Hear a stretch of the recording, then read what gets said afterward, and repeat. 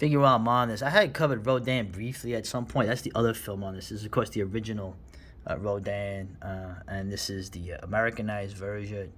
Um, this is the first color film that Toho did, and this, man, once again, the costume of the Rodans is amazing. The FX work is amazing.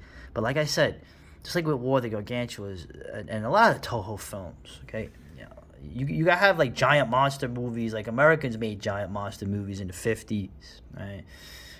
But the thing that these kaiju films had, particularly the early ones, was the atmosphere.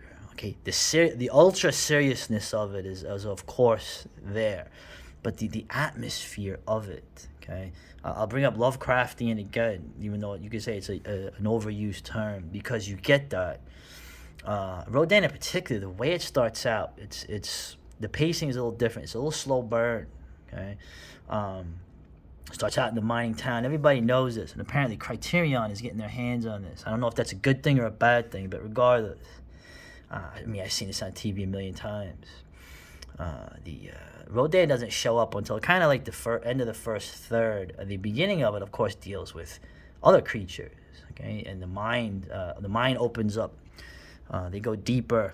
You see these working class Japanese guys, having issues with each other, and then they run into miners getting mutilated and killed, and you find out why. Okay, that very scary, man. Very creepy scenes. The guys are in the water. There's a flood in the mine, and then one guy starts screaming, and you don't know why he's screaming. Something is grabbing him that's under the water that you can't see, and the other guys are like, "Oh, damn!" and they're tied to him, and they start pulling the guy in. So it's kind of like that Lovecraft story that he wrote with his wife, with the beach. I don't know why I'm drawing a blank, but St. Martin's Beach, right? That one.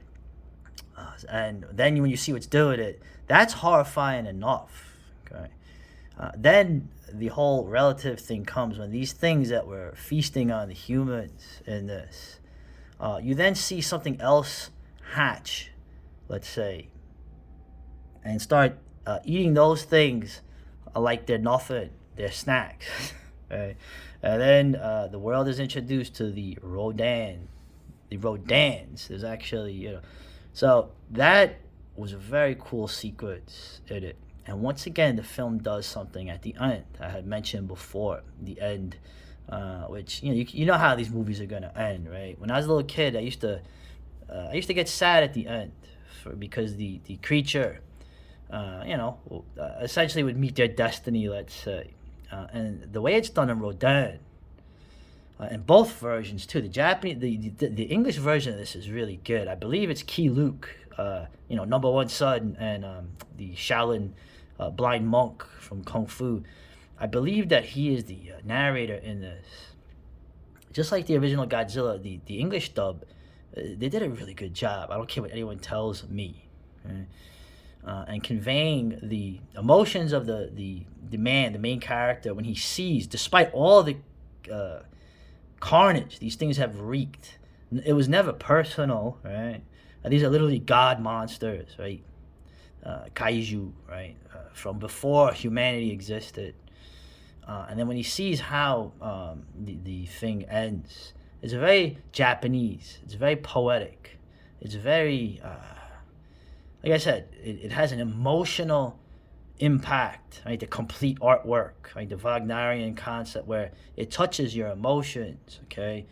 Using giant like costumes and mini effects and explosions and over the top ideas. I keep saying the thing with the Japanese and the Asian stuff is the suspension of disbelief that they have in their stories adds to the, I don't know, otherworldly, dreamlike sense of it, but it hits you in a different way than the more rational, I guess you'd say, Western stuff. But we know that the Western stuff can also have that in it. It's just that you didn't have that coming out of Hollywood like you did have it coming out of countries like Japan. So either version, watch it and tell me if you don't feel the same thing at the end. If you're a cool guy like me. Anyway, later.